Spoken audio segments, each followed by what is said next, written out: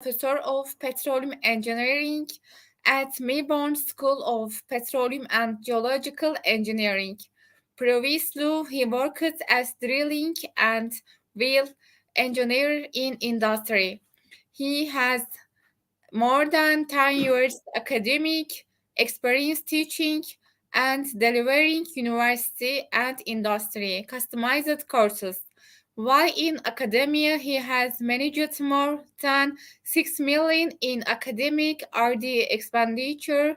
He has more than 100 articles published in scholarly oil and gas journalists and refereed conference. He has recipients of prestigious awards from space such as Space Drilling Engineering Awards, Space Health, Safety, Security, Environment, and Social Responsibility, Space Distinguished Achievements for Petroleum Engineering Faculty Award. He has leadership recognition as past chairman of SPA Evangeline section in Louisiana. He currently serves as co-chair, steering and finance committee chair for SPA International Conference and Exhibition on Formation Damage Control. His research interests include subsurface energy, but fossil fuels and renewable such as geothermal energy.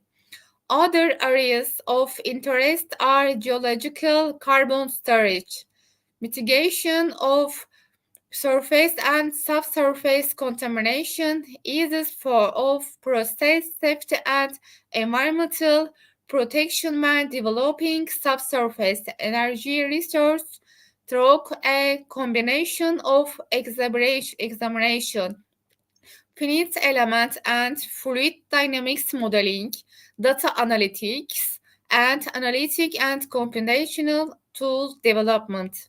The long-term goal of his research program is to provide viable and sustainable solutions for the protection of environments and enable a sustainable, affordable, and secure energy supply.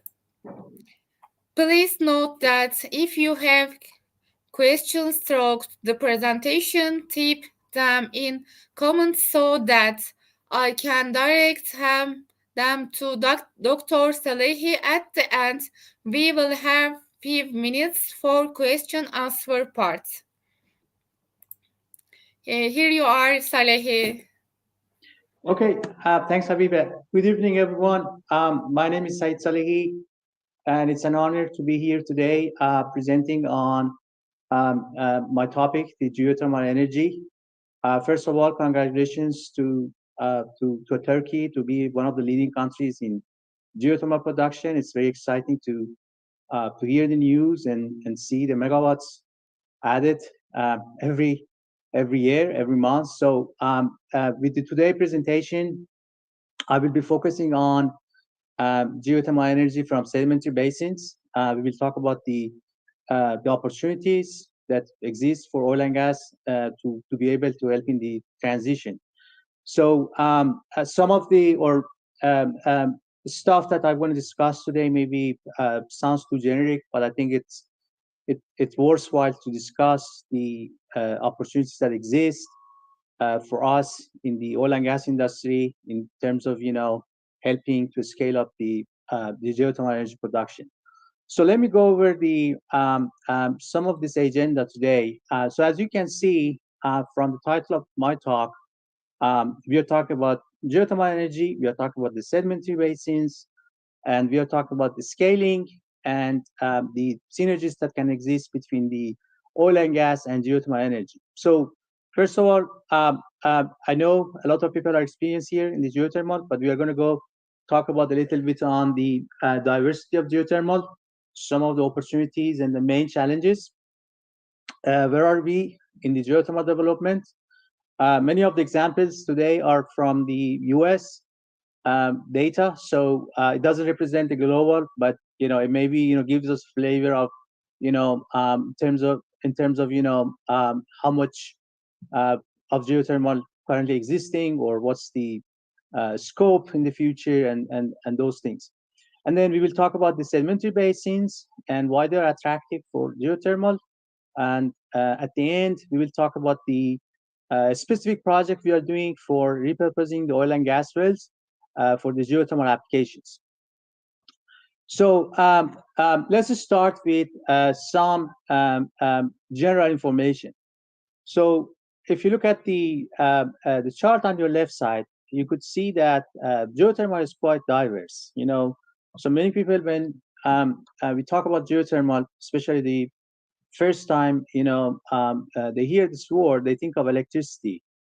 But in fact, geothermal has a wider applications than the electricity. So, for instance, direct use application is quite phenomenal. That in how many applications you can use the geothermal for direct use. For instance, for agriculture applications, for buildings, for heating, for the cooling, for the food processing. And you can see here, a very nice chart that shows the range of temperatures from very low to very high, and they are in different applications.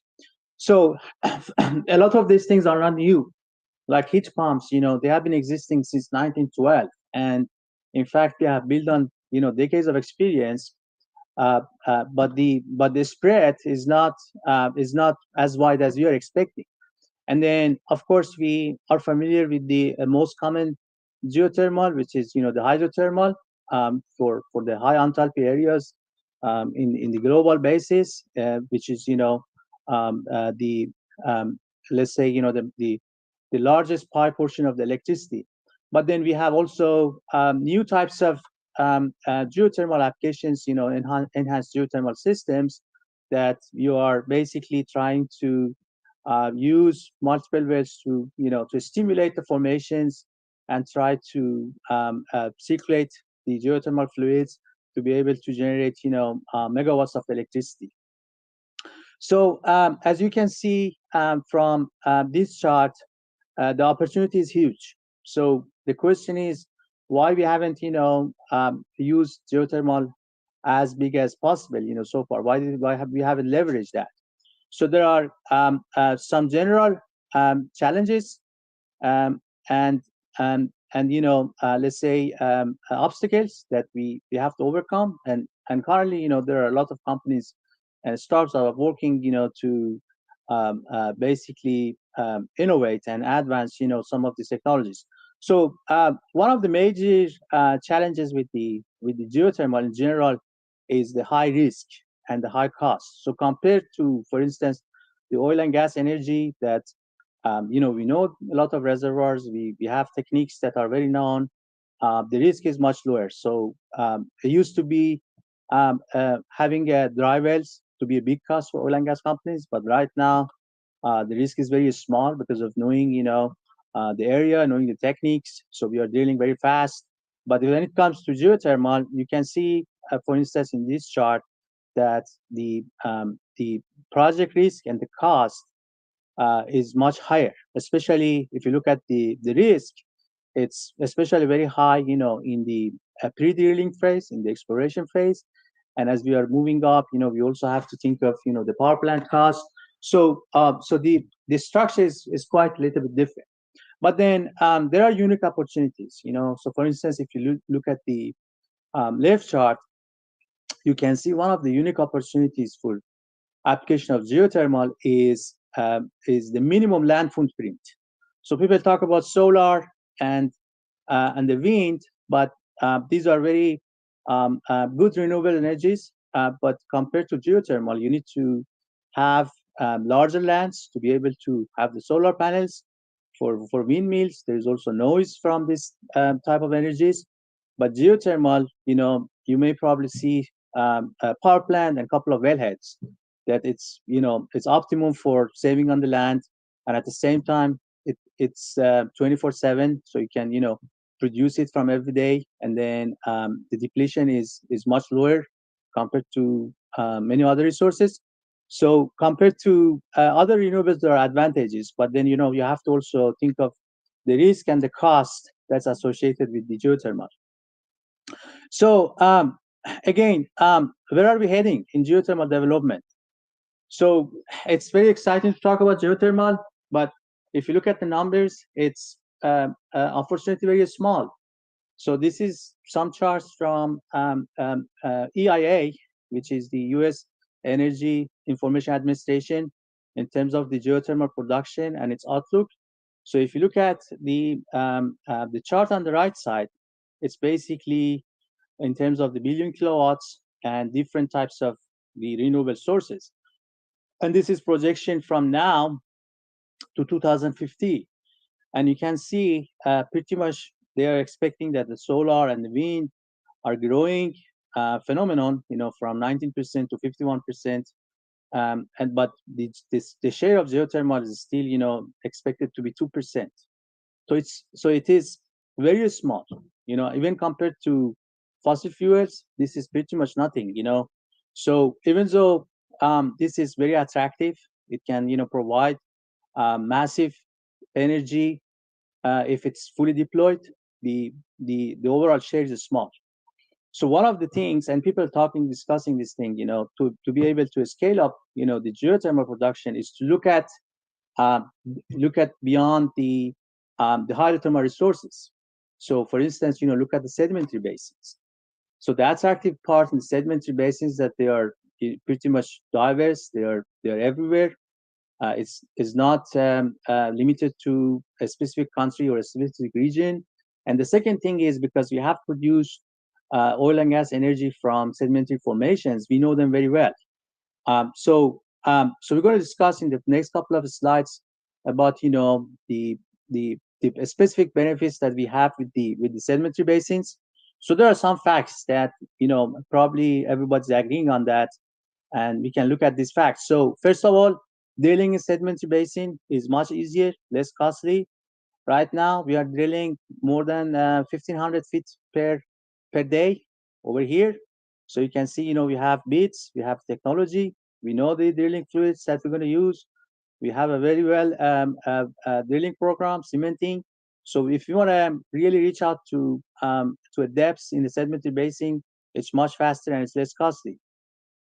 And I mentioned before a larger diversity in terms of being able to access, especially in the North America and also Europe. There are wide availability of this basin. The other thing is, higher permeability. So some of the sedimentary basins, they have hundreds of millidarcy in permeability. So it's easily to produce energy and heat from this, both for direct use application and also for electricity. Compared to maybe EGS, this is providing a good advantage that you don't need to, spend much money for stimulations of this reservoir.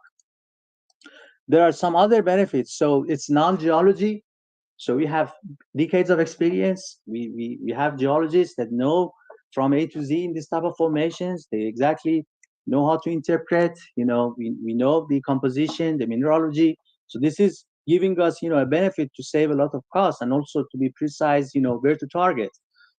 If you need to stimulate, we have a very good experience with oil and gas industry. Have done thousands of successful stimulations in different types of formations, less costly, operationally is easier, and at the same time, we can control, how much energy we can have with being an innovative design. So, for instance, having multi-stage fracturing, having multilateral wells, and then trying to reach out, and these are not basically on, let's say, earlier stage. They're, very advanced, and company have done that, and they already have or starting doing it in geothermal. So to get it from that 2%, the bottom line is getting into sedimentary basin, you are able to scale this. And then the most important piece is also the experience. You have experienced drillers, you have experienced production engineers that they can, help with this scaling up the geothermal energy. So I know there are some questions. There are some let's say, on the flip side of the coin, there are some stuff that we have to let's say research more or have a better design for getting into the sedimentary basin geothermal. So there are sometimes a question in terms of, how important is, for instance, the thermal conductivity, because compared to many of the igneous rocks, the thermal conductivity in sedimentary basin is sort of limited. Not everywhere, but some of them. The heat flow questions. There are hundreds of papers discussing this. The heat flow questions, sedimentary basin, different maps. So we have to optimize. Where exactly we are targeting that. But the most important thing is the maximum available temperature. That's compared to igneous, or let's say hydrothermal, is sometimes limited. So you probably can go to 150 C, maybe 100, 200 C in sedimentary basin, but beyond that, maybe it's going to be difficult. But then at the same time, the temperature may not be the most important factor. So, for instance, with the advancement we are doing in the organic ranking cycles, you can get pretty much the same megawatts at lower temperature. So this is also another aspect that we have to look at. And then there are other long-term factors in terms of how much depletion you may have in a typical formation. Maybe there are some formation damage issues. The other piece also very highlighted here, for instance, in the US, is the seismicity and earthquakes. So in terms of controlling the injection rate and to be able to prevent those type of things. So we are aware of those things, but at overall, I think the benefits outweighs the, let's say, the questions or the disadvantages. So there are, again, the question is, when you deciding on developing geothermal, energy for sedimentary basin, which factor is really important? Is it really the temperature? So should we sacrifice, let's say, going 50 degree more in a specific region, and not exploring that in sedimentary basin? How important is the permeability? I think, in my opinion, both the permeability and temperature are important, but in the long term geothermal energy production, maybe one is more important in a specific area. Thermal conductivity, of course, and the heat capacity of the formations are key. But then we shouldn't forget, how about the applications? People always talk about electricity, but in many cases, you don't need to generate electricity. It's just, use it direct use. Many buildings, many places for agriculture, other places. And I'm going to show you in the next slide, for instance, a number from here, what percentage of energy is used for direct use. And of course, the cost, it can be huge, going to some of these hard rocks, especially if you're thinking of the enhanced geothermal systems, that you have to go deep and then you have to have multiple wells. So drilling to the total depths in those type of formation is going to be very challenging. So going back to the questions of electricity or direct use, you can look at these charts from the recent references, and you can see pretty much um, um, space and water heating. It's 65% of the whole electricity demand. So if you can look at this number, okay, if you're able to have a geothermal system here helping you to reduce some of the 65%, it's going to help you with the electricity release to other areas, for taking off the load on the grid. So there are other things, even refrigerators, cookings, other applications that direct use probably can be an option. If you are able to allocate the electricity for the things that you need. And again, this is just a number from the US, but I would be surprised if it's going to be different in other places of the world. So one of the things that we can look at for direct use applications is actually the oil and gas wells, because most of these wells, they have been drilled in the areas that are not high enthalpy geothermal, but maybe low to medium. So being able to repurpose them or reuse them for geothermal is a very attractive option that we can discuss, later in this presentation. So some of the things, again, this is case study from the US. So diversity of the sedimentary basins over here. So we have actually a lot of these formations, and We know very well. We characterize them in terms of knowledge of the porosity, the permeability, and some of them are very honestly are in the very hot zones. For instance, in the Gulf Coast of the United States or coast of Louisiana, the areas are pretty hot that even they can be used for electricity. And there are companies right now trying to have the first field case studies, using those wells for geothermal. In fact, 1980s, there have been some case studies of using some of these wells for electricity production. And then looking at the heat map. So again, if you think of the direct use, so these are the temperature at 4.5 kilometer. So you can see there are pretty much good range of temperature between 125 C to 175 C. But if you think of electricity, maybe we need to go deeper. And in some specific regions in the U.S., like Western Hemisphere, they are more suitable for electricity. However, we shouldn't forget the potentials of having direct use in other areas. And then places like Oklahoma or Texas or California, there are wide resources in terms of availability of skills, workforce, drilling rigs, and everything else that can be used for this.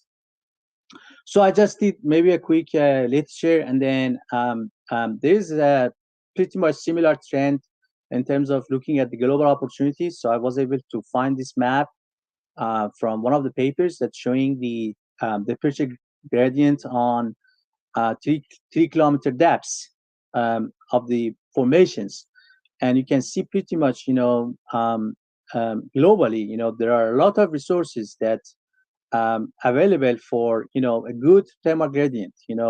So even some hotspots that we have for electricity, but still this is these are the areas that can be in fact scaled up if you think of applications for direct use. And of course, Turkey has been a great has been a country with great resources for the geothermal. This is a map I got from one of the papers published by Haki.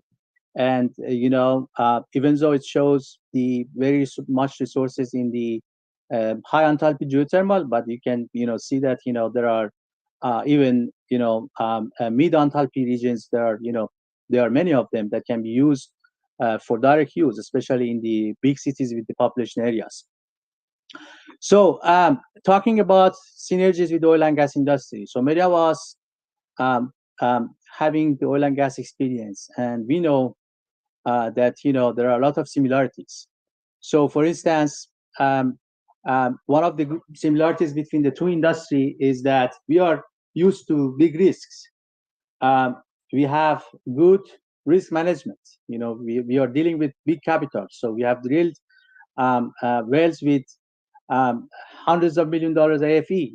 We know how to handle those type of risks. So this type of skill and experience can be easily used for geothermal applications. And right now, the core group of many of the companies are actually having worked in the oil and gas industry. So there are a lot of skills, technology, and the workforce that can be synergized between the two industries. There are a lot of assets, pipelines, chemical plants, or other places that you can easily retrofit them or reuse them for geothermal applications. In addition to these three, we also have the repurposing opportunities. So don't forget, all these wells that we have drilled, at some point you have to plug and abandon them, and then it's a cost for P&A, and we have to do it. So, for instance, in the United States now there are different numbers, but between 2-3 million wells that are currently inactive, they are abundant, and there might be good opportunities there to repurpose these for geothermal applications, because you can then save on the drilling cost. And at the end, everybody talking today about these days about the hydrogen, and other renewable resources. So geothermal power actually can be used for producing hydrogen, and then not only producing hydrogen, We can also use the sedimentary basins, some of the sedimentary basins with a good caprock for storing that hydrogen. So, so not only we are helping, with the power, we also helping with the storage space. So I think the opportunities are huge, and many of us are aware of this.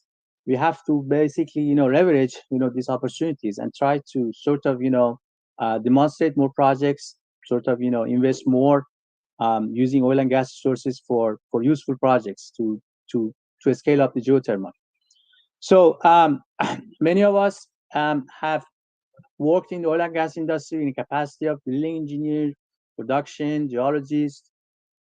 Those things, they are very useful for geothermal applications. So you can see these two circles that the blue one shows the oil and gas, and the red one shows the geothermal. And then you can see there are a lot of commonalities. Even though drilling sometimes different, from different type of reservoirs, and you may have, you need to have a unique experience in geothermal or igneous type rocks, but still, maybe 70% are similar. Use of technology, the bits, rate of penetration to be able to optimize it. So you can easily train a drilling engineer in oil and gas, and that person can do a good job in geothermal drilling.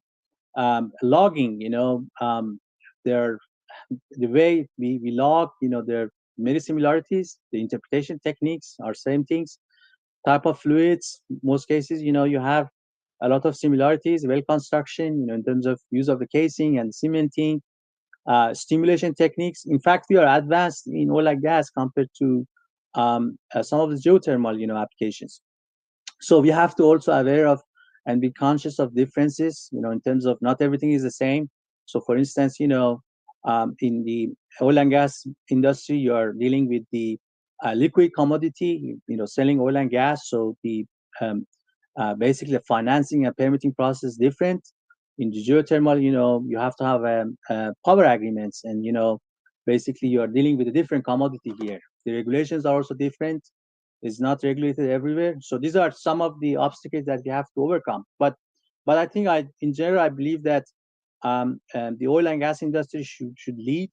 We shouldn't be observer. We should be leader, and help to scale many of these geothermal opportunities.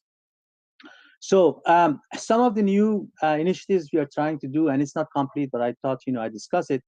So earlier I discussed about which factor is important. Is it temperature, or is it sort of cost, or is it overall geothermal, let's say, potential.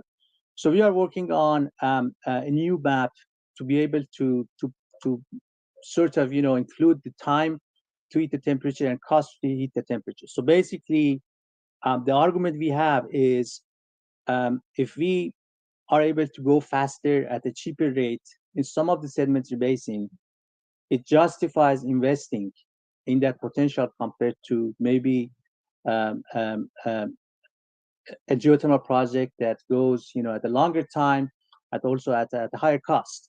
So, for instance, I give you a very basic example. So here in Oklahoma, for instance, um, to be able to reach to the a temperature of 150 C, we have to go to depths of 15,000 to 16,000 feet. So we can now, with the technology today, we can go there in less than 2 weeks with the cost of $3 to $6 million, right? Now, if you want to go, for instance, with the hydrothermal resource over here, not in this state, but in a similar environment, it may be cost more, and it also be more expensive. So what we are trying to argue here is to be able to work on this map, and then we share this map with all the researchers and also industry, so they can plan in terms of investment. So for instance, there are some hot pocket areas in the U.S., or in the next step we're going to look at the global, that can worth in terms of investment, in terms of the thermal conductivity, the overall cost of drilling, and also the overall TD temperature that can be suitable for geothermal. So this is I think will help in terms of investment decisions, and we are hopeful that we are able to finish this in next year, and and publish the results. So let me just talk about a little bit of the main obstacles that we have. So the drilling cost is sort of the major barrier. So the ROP compared to oil and gas is less than half right now. In some cases, even less than 25%. So increasing the ROP is a key. So basically, reducing the cost of drilling. The other area is the wellbore integrity. I think is basically killing many projects, such as having issues with well construction, cementing, being able to case the well, massive wellbore stability issues, dealing with sometimes loss situation problem that is creating the wellbore collapsing. So that's the next big barrier, in terms of showstopper in terms of the cost.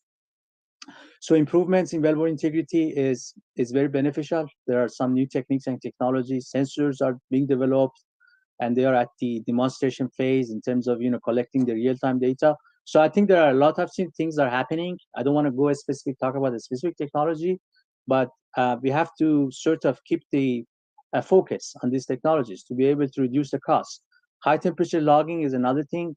Right now, many of our applications are limited to specific temperatures, but investing on new tools, new technologies that can go beyond 200 C to be able to log the formation are the key. Fiber optic is another great technology that has been widely used in oil and gas, but is limited to the temperature. And I think we are making also good progress on that front. I think reservoir characterization are also another big piece that you have to keep investment.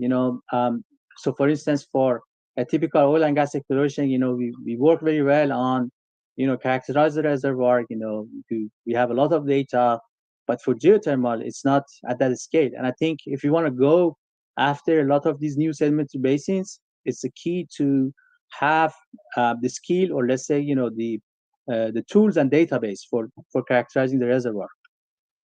And also, I think the other piece everybody's agreeing is the permitting and financing part that's missing from the picture. So again, in terms of regulations, it's very heterogeneous. So one specific country, one specific state, may have different rules for geothermal compared to other states or other countries. And then working in this front, I think it's going to be very beneficial in terms of taking the geothermal to the scale that we want.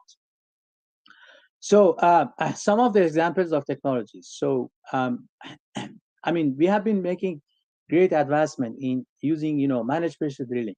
It's phenomenal. You can reduce a lot of these problems that you have. Loss circulation. You can increase your rate of penetration. There are opportunities that you can basically adopt these MPD techniques for the geothermal. And then the great benefits are that you can go there faster. It can be a huge increase in ROP and also reducing your cost. Now, it cannot be applied anywhere. We are aware of the limitations. High temperature is going to damage a lot of these equipments. But still, if you think of that wide range of the use for direct use to let's say medium to high grade geothermal, there are a lot of these technologies that can be deployed for the geothermal drilling. Solid expandables, monobore systems, these are great technologies that we have developed. There are decades of experience using them. In even in high temperature, there are examples of these type of technologies that have been used, over in the globe, and also in here in the United States. They have used this system in high temperature. However, there is a gap to transfer this technology. There is also a gap in terms of enough investment to use it. Casing drilling is another one. So loss circulation is a big thing in geothermal. Casing drilling gives you an advantage of plastering mechanism, being able to seal the fractures while you're drilling. So these are technologies that can be adopted to reduce the massive drilling cost that we have. Now we have to do a feasibility study on each of these, in terms of the limitations and upgrade. Is not exactly we're going to take this technology and use it. It's just needs to be updated, but the base is over there. So let me just talk about the last part of my presentation about the repurposing opportunities. So as I mentioned, there are thousands of the wells.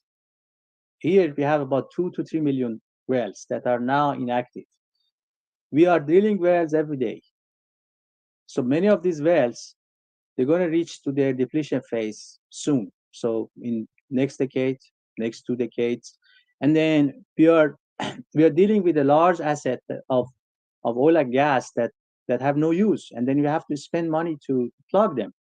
So the opportunity exists here to repurpose these wells. So for instance, many of these wells here, they are in close proximity of the city centers. You would be surprised. You drive the streets here, and then you see the well close to houses, close to hospitals, close to um, um, you know major city centers, backyard of the houses. There are even fields, with a lot of these wells. Hundreds of these wells sitting there, and many of these wells are becoming, actually liability. And it's amazing, if you look at the database for these wells, a lot of them reaching a very good low to medium grade enthalpy.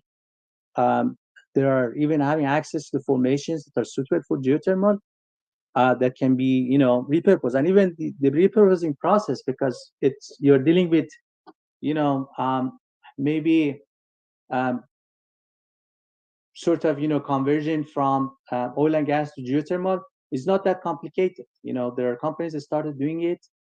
There are some papers published about this, and we are also doing a field case study here that I'm going to talk about it, and hopefully, we are able to demonstrate some good results from this application.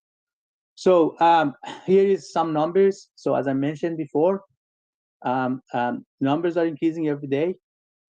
Over here in Texas and Oklahoma, especially, the numbers are adding in terms of day by day, and many of these wells also are inactive. Some of them are orphaned in terms of there is no operator taking responsibility. There are some of them completely inactive. So there are opportunities that we can access the database and try to look to see which of these wells are suitable for that. So we have to also be careful in terms of not every of these wells going to be applicable for geothermal. We have to look at the wellbore integrity, because you are using it for different applications. So some research has has is necessary for this application.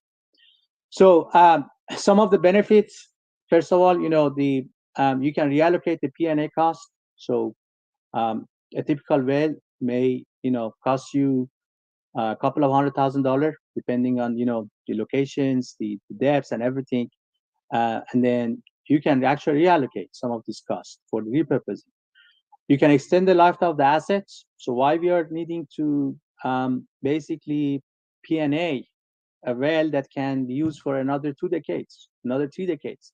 You can have a revenue for well owner, for the landowner, for the community.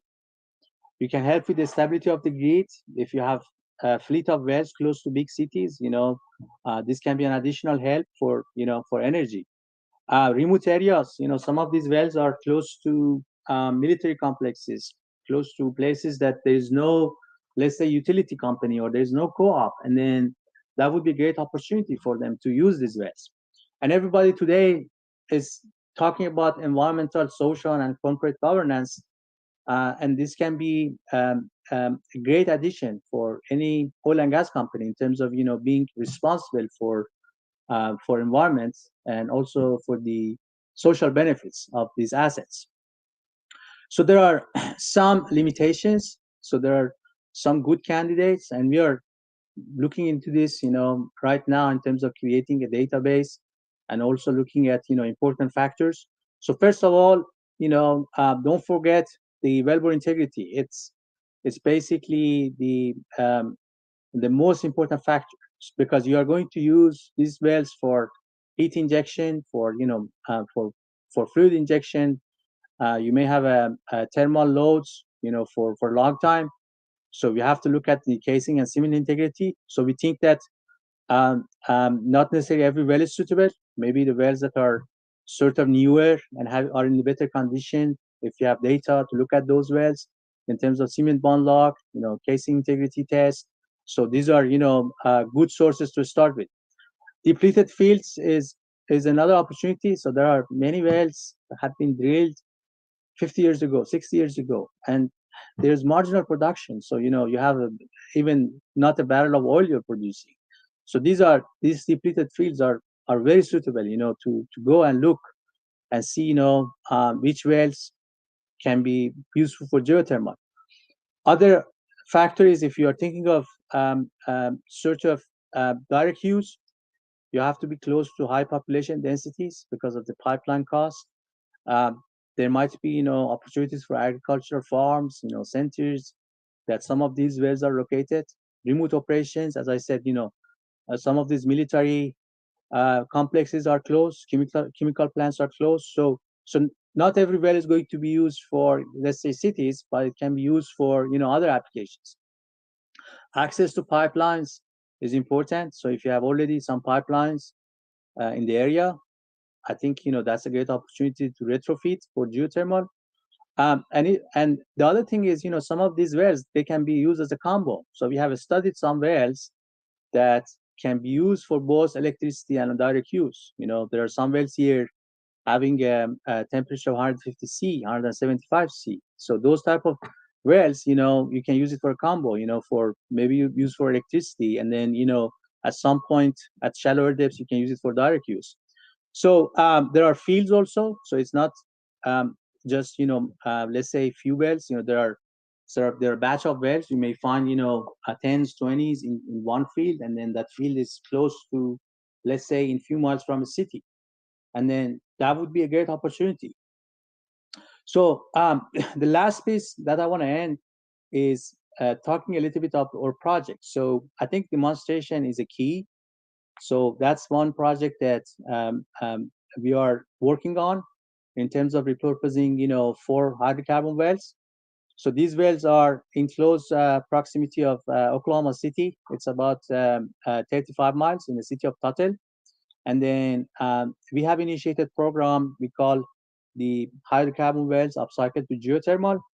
And what we are trying to do is to reuse these 4 wells for geothermal application. So as you can see in this chart on the right, these 4 wells are in close proximity of 3 schools. They are actually in less than 1 mile or about 1 mile from 2 of the schools. So we are thinking that we use these 4 wells to provide the heating and the cooling for these schools. So the project was kicked off last month. So we are going to do the actual field study next year, and we are going to produce energy uh, for a couple of months to show that this is feasible, and then we show the data for repurposing application. So some more information here. So you can see like an aerial view of the wells on the right and left. These 4 wells, the well number 1 and 4, they have the longest distance in terms of the spacing, and the well 2 and 3 have the shortest spacing. So we're trying to even study how the spacing is going to be important. So this is also one of the research questions that we're going to look at to see, in repurposing application, how much the well spacing is going to be critical. So there is a video, promotional video that I can probably run it here, and we build this for this project.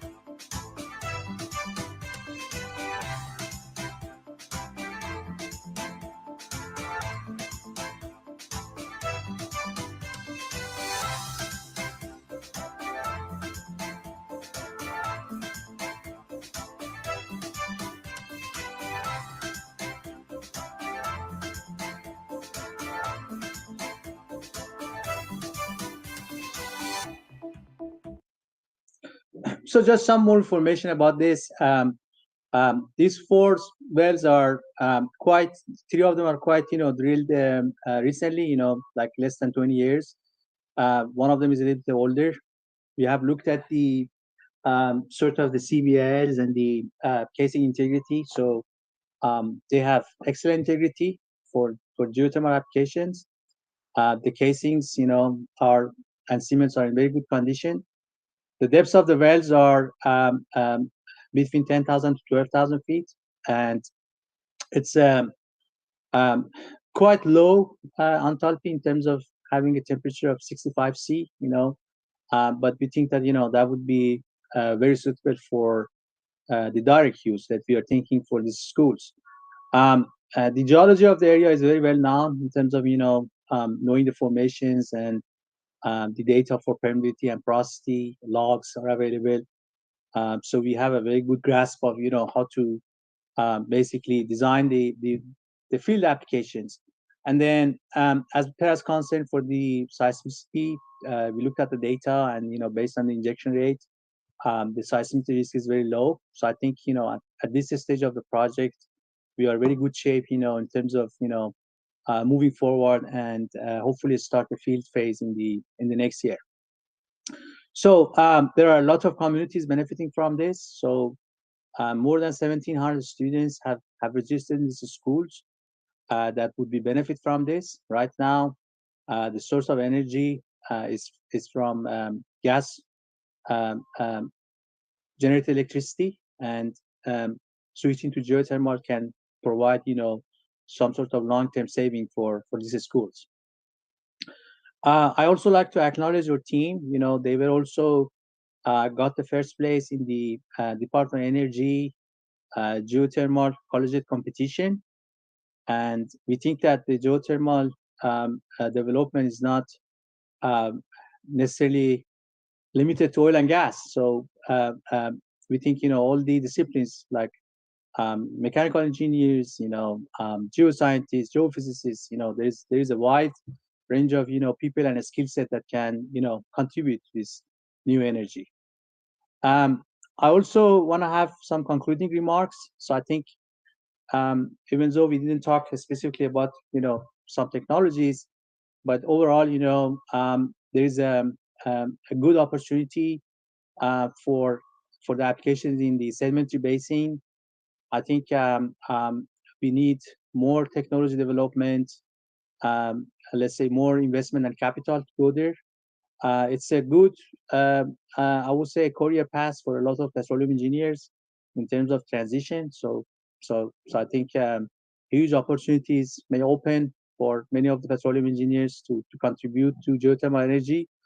There are a lot of technology transfer that can be done from everything like bits and MPD and casing drilling and other type of technologies that we have mastered in oil and gas applications. They can be used for geothermal.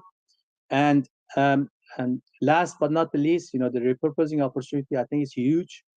We need to have more demonstrations, more let's say technology proof in different areas, and hopefully the project that we are leading can contribute to that goal.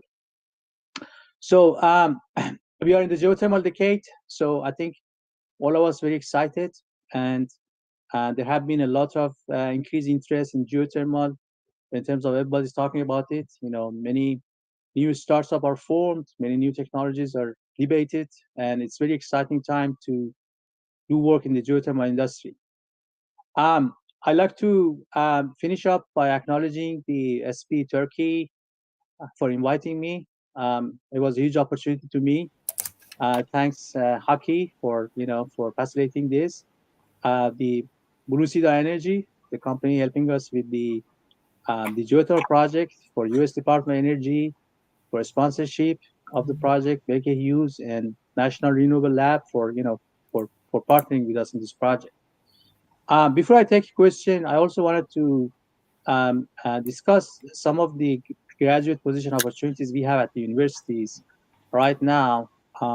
And if somebody's interested, to pursue maybe a master or PhD degree in geothermal, please contact me. We have these opportunities available.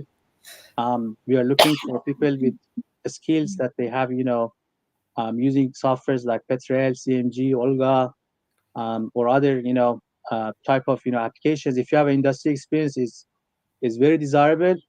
So I'm happy to sort of discuss with you if you send me your CV, and and discuss to see if you like or you fit these new opportunities. So thank you so much. I just ended up here, and I'm happy to take any questions.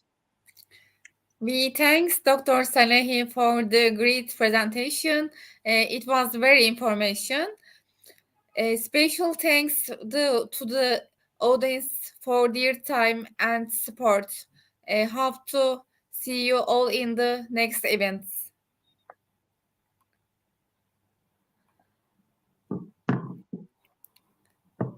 There are a few questions.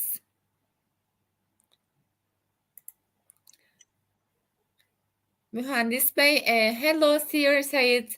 Do you think we can get good geothermal energy by connected by the abundant oil wells in series? Thank you. Yeah, I think uh, that's a great opportunity. If you look at the case study that we are going to do, we are going to test this in 4 wells. So if you think of a series of abundant wells, especially if they have a good spacing in terms of using um, few for injector and few for production, there is a great opportunity that you can have megawatts of thermal energy from those wells. So again, when you say abundant wells, you have to be careful in terms of wellbore integrity. If there is no good cement or no good, let's say, casing, there are corrosion issues, then you have to be very careful using them for geothermal. But in general, I think there is a huge opportunity. Thank you. Next question. The Sandra Haram. How about geopressure systems in sedimentary basins? Um, can you please repeat the question? I just had a hard time understanding that. How about geopressure systems in sedimentary basins? Okay, you know, there is a wide studies, different places, in terms of geopressures, the risks, and the thermal gradient in a lot of the sedimentary basins. So there are, for instance, a lot of studies been done here. There are published papers in terms of um, those geopressure systems, and I think we can tap those resources, before we design any geothermal system. But I think that's a great step, or let's say, important part that we have to look at. Thank you. Next question. Again, the Sandra Sikharam. What is your views on plasma drilling that is charging up Eastern Europe? So there are some new technologies, like plasma drilling or millimeter wave drilling. I think these are huge opportunities to test some of this, but at the end, I think the cost has to justify the means. So if, let's say, if you're ending up with having a geothermal well much costly, investing a lot of these technologies, then it's going to be issues for scaling up a lot of these technologies. But at the end, as we are learning, like horizontal wells or multilateral wells, the more we drill with these new technologies, the cost drops. So I think there are some, let's say, pros and cons of using those. But we need to have more case studies and demonstrations to look at the data.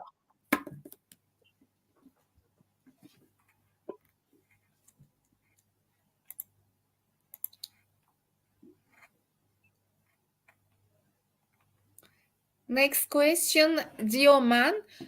Do you know, is there a SWOT analysis on the conversation of abundant oil with to geothermal?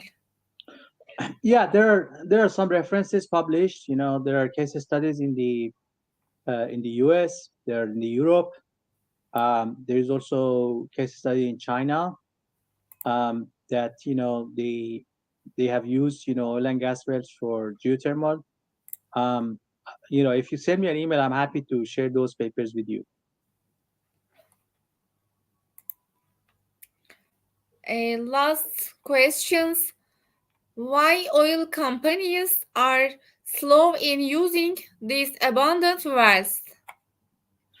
Good questions. Maybe we need to ask them. But in general, I think there are several reasons. First of all, the oil prices um, is picking up. So for oil company, I think if they can produce oil and sell for $90, $100, there is no, let's say, incentive to, start to shifting the focus to geothermal. But I think it's going to be a good mix if we have both geothermal and oil and gas in the company. So we can basically repurpose some of the old wells for geothermal, and at the same time, we we also have revenues from oil and gas. But I think every company have their own philosophy, for dealing with the new technologies. Hmm. And there isn't any question. That's all. Thank you very much. Thank you, Habiba and Haki. Thank you very much, dear Salehi. Thank you.